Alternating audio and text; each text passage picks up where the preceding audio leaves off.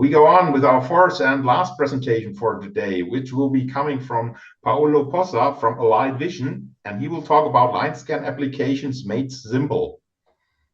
So I can see you. Hopefully I can hear you too, Paulo. Yeah. Can you hear me? I can hear you, and your presentation is still in presentation mode. So please start. Okay. Thanks, Peter. Hi, everyone. I'm Paulo POSSA, Product Manager at inVision. As we all know, precise timing is critical in line scan applications, but getting the perfect synchronization between cameras and external devices can be a real challenge. So today I'm going to walk you through some key functions that will help you to tackle these challenges. Okay, and here is what we will cover today. First, I will give you a quick overview of the frame grabbers in our portfolio. Then I will dive into the onboard GPIOs and synchronization tools that are key for high performance and high precision line scan applications. After that, I will show you some DMA processing functions that let you rearrange data in the application buffer without charging the CPU. I will also introduce some software tools that make system development easier. And finally, I will wrap up with a quick summary. So let's start with an overview of our frame grabbers. So these are the well-known frame grabbers from Euresys, which is now part of inVision. We have a complete series of frame grabbers covering both camera link and co-express.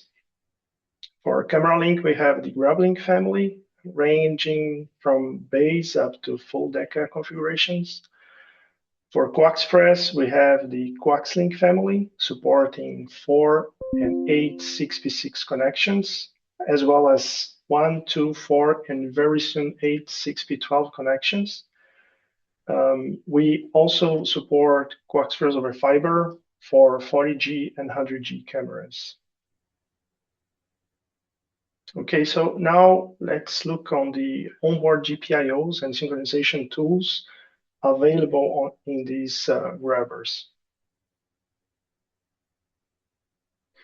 Our frame grabbers come packed with a rich set of inputs and outputs, compatible with a wide range of sensors and motion encoders. You can access them via 2 internal connectors and 1 external connector. We provide an extensive toolbox of embedded features to handle those I/O signals, things like quadrature decoders, delay tools, dividers, and rate converters. We also have the C2C link interface for syncing multiple boards and an I/O extension if you need to extend the number of I/Os. Let's look at a practical example of how this works in a high-performance line scan setup. So let's take a simple system with 1 camera, 1 light source, and a motion encoder. The encoder connects to the frame grabber via high-speed differential inputs, sending pulses that correspond to the conveyor's movement. We then use embedded quadrature decoders and rate converter to create the events that drive both camera trigger and light strobes.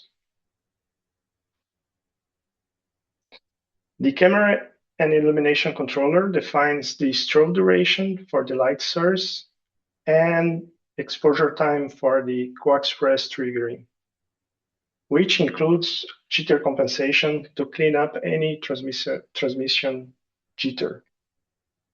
The key takeaway here is that the entire control loop, conveyor movement, light strobe, and camera trigger, happens inside of the frame grabber's FPGA. There is no host PC interference, which means 0 latency and 0 jitter.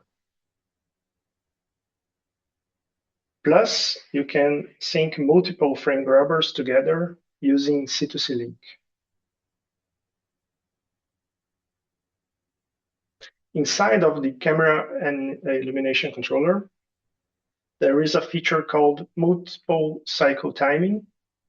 This allows you to create a sequence of camera cycles where each cycle has its own specific exposure time, strobe delay, and strobe duration. Plus, you can also map each strobe in that sequence to a different IO pin. This allows you to drive different light sources in each cycle. So here is an example of that in action. With this mechanism, we control 3 light sources with different wavelengths activated alternatively for each line to be acquired. The result is that you get 3 different images highlighting different effects, all in a single scan. We are also using the same mechanism for 3D surface inspection based on photometric stereo with 1 line scan camera and 4 light sources. So now let's take a look at a series of powerful functions that provide flexible data arrangements in the application buffer, all without CPU intervention. The first feature is DMA ROI. Inline scan applications define a region of interest, usually means manipulating the image in the application buffer, which is time consuming. With DMA ROI, we optimize memory usage and boost performance because the application buffer will only contain the useful data. The second feature is DMA stitching. This allows you to scale up the field of view by using multiple line scan cameras. This is especially important for large printing and foil inspection. With our driver, you can automatically stitch images from different cameras directly into the application buffer with 0 copy. It's completely transparent to the application, which just sees the assembly of cameras as a single image producer.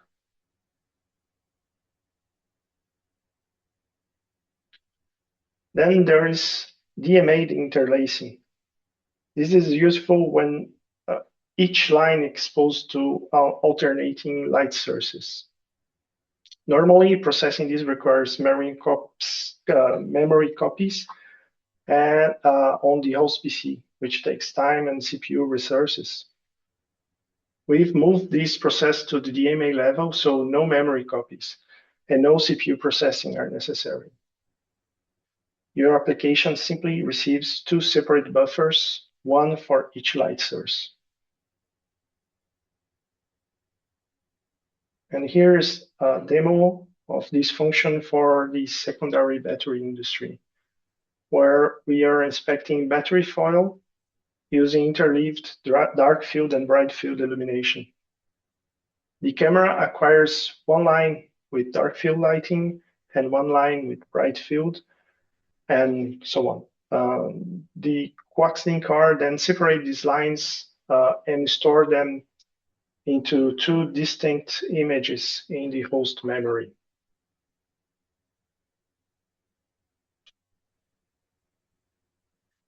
Now let's talk about our software tools and how they simplify line scan design. Let's start with eGrabber Studio and our SDK scripting capabilities. eGrabber Studio is a powerful tool for evaluating components and testing different parameters of your system. The eGrabber GenAPI script allows you to automatically configure a system based on predefined parameters with no need to recompile your software application. You can easily write these scripts manually or directly generate them in eGrabber Studio once you validate your configuration. Next is Memento. Memento provides accurate timestamp logging events related to camera, frame grabber, driver, and software application. It includes a logic analyzer feature to help you dig into specific system events. And most importantly, it's not intrusive, requiring very, very low CPU usage.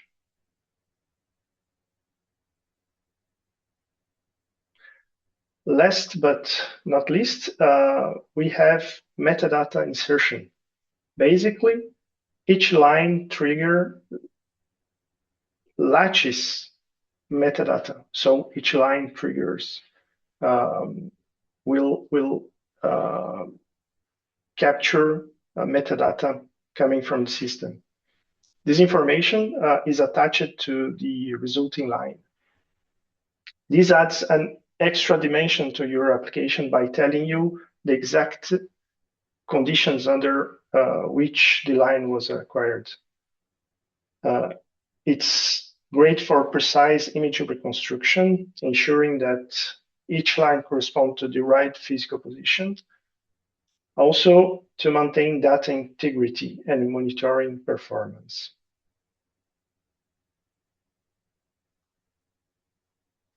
So let's wrap up with a quick recap of what makes our frame grabbers stand out in high-performance line scan applications. First, we've got feature-rich digital I/Os and I/O toolbox. This gives you the flexibility to connect directly to encoders, sensors, and lighting controllers, and even sync up multiple frame grabbers seamlessly. Second, we offer precise camera and illumination control. With hardware-based triggering and nanosecond level precision, you get near instantaneous reaction to external events. This ensures that your exposure and illumination are tightly synchronized on every single line. Third, we have flexible DMA data arrangements. By handling tasks like ROI, stitching, and interleaving at the DMA level, we optimize our memory usage and boost processing performance, all with zero copy and no CPU overhead. Fourth, we make configuration and debugging easy. You can use GenAPI scripts for quick system setups and updates, and rely on Memento to visualize the interactions between your camera, grabber, driver, and software without slowing down things. And finally, we have metadata insertion. By attaching precisely synchronized metadata to each line, you gain that extra dimension of insight, knowing exactly the conditions under which every single line was acquired.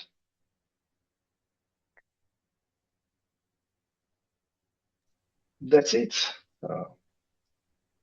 Thank you for your time. Thank you for your presentation. And as we have already some questions, I think I will start immediately with the first question. On the Coax Express 12 grabbers, there were data forwarding grabbers, but it looks like Coax Express over fiber does no longer have the data forwarding option. Why? The answer is this is coming. Yeah, this is coming. Yeah. Maybe we should have a closer look at the Vision Fair at your booth. Yeah, exactly. Yeah.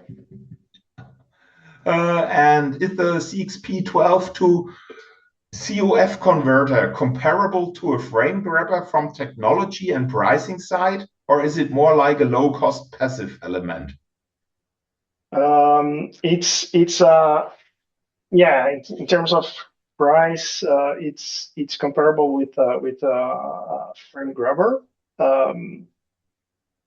because it's a FPGA based product.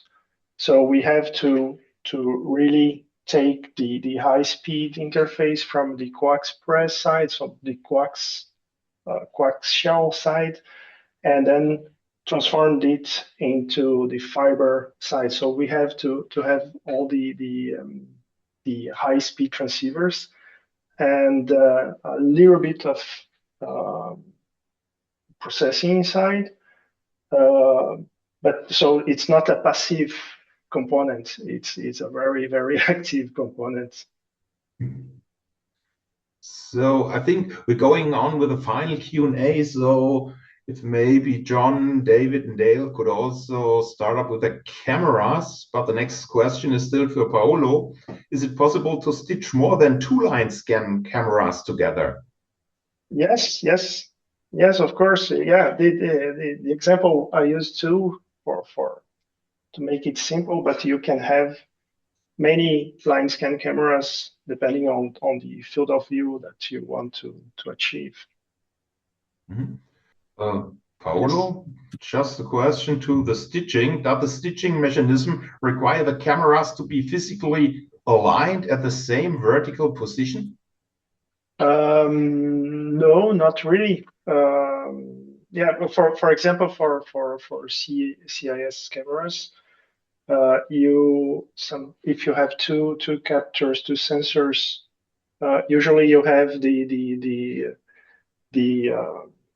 physical box of the sensor that cannot be really at the same axis, because you have a gap on pixels, so you cannot have the full field of view.